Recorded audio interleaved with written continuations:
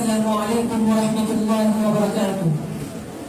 الحمد لله وحده وكفى وسلام على عباده الذين اصطفى أما بعد فأعوذ بالله من الشيطان الرجيم.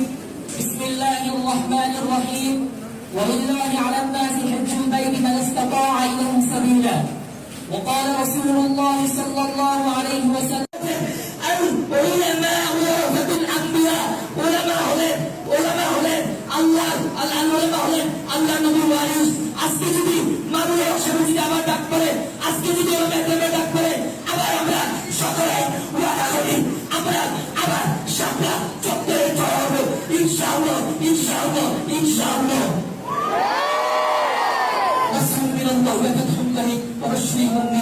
السلام عليكم ورحمة الله وبركاته.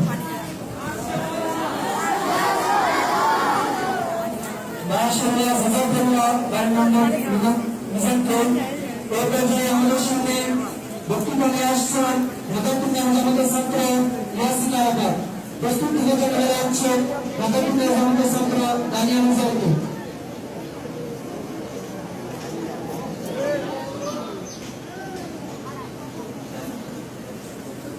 السلام عليكم نحمده ونصلي على رسوله الكريم. أما بعد فأعوذ بالله من الشيطان الرجيم. بسم الله الرحمن الرحيم. وأذن في الناس بالحج يأتوك رجالا وعلى كل ضامر يأتين من كل فج عميق. صدق الله العلي العظيم. وقال رسول الله صلى الله عليه وسلم من حج لله فلم يرفث ولم يفسق رجع كيوم ولدته أمه، أو كما قال عليه الصلاة والسلام. ঐতিহ্যবাহী হাতিয়ানি তাহারা বেগম হাজি আব্দুল গফফার মুম্বাই মাদ্রাসার আত্মলাবা ছাত্র পাঠাগারের কর্তৃক আয়োজিত আজকের এই বক্তৃতা অনুষ্ঠানের সম্মানিত সভাপতি ও বিজ্ঞ বিচারক মণ্ডলী এবং আমার সামনে বাংলার দূর দূরান্ত থেকে আগত বিকশিত ছাত্র ভাইরা, সবাইকে জানাই আমার মনের গভীর অন্তরস্থল মুবারকবাদ অভিনন্দন। যারা হাজির উপাধি নেওয়ার জন্য হাজি যাচ্ছেন, হজের নিয়ম কানুন বন্ধ করে তারা অশ্লীল বেহাপনা কাজে লিপ্ত হচ্ছেন।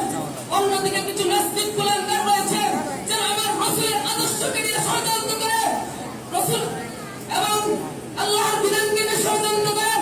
তাদেরকে হুঁশিয়ার করে বলতে চাই, যদি তোমরা তোমাদের ষড়যন্ত্রের হাত অগ্রসর করার চেষ্টা করো, রব্বে কারিমের কসম আমরা তোমাদের হাতকে ভেঙে টুকরা টুকরা করে দেবো ইনশাআল্লাহ।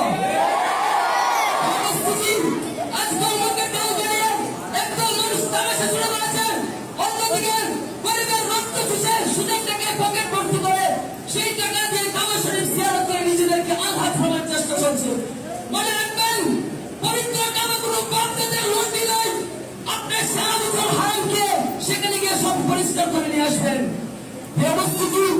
আজ অত্যন্ত পরিতাপের বিষয় যে আজ মুসলিম উম্মাহ হাজের প্রকৃত শিক্ষা হাতে তৈরি হিসেবে তারা পার্থিব জীবনকে জীবনের লক্ষ্য বানিয়ে ফেলেছে, কিন্তু আমাকে বাচ্চাদের দিকে ঘুরে দিয়ে তারা আরামে আসে ব্যস্ত হয়ে পড়েছে।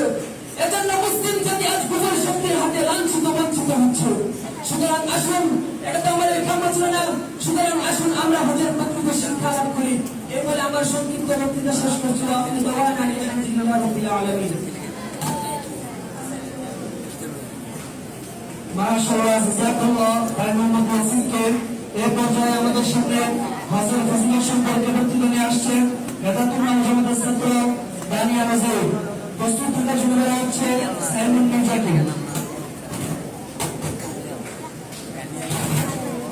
السلام عليكم ورحمة الله وبركاته. نحمده ونصلي على رسوله الكريم. أما بعد فأعوذ بالله من الشيطان الرجيم. بسم الله الرحمن الرحيم. وأذن في الناس بالحج. যেমন যেদিন তার মাঝে ঘোষণা করেছিল সুবহানাল্লাহ। প্রিয় উপস্থিতি, বর্তমান যারা দিকে লক্ষ্য করলে দেখা যায় কিছু ধর্মীয় লোক রয়েছে, তারা হজ করে প্রতিযোগিতা হবে এবং নামে নামে হাজির টাইটেল লাগানোর উদ্দেশ্যে।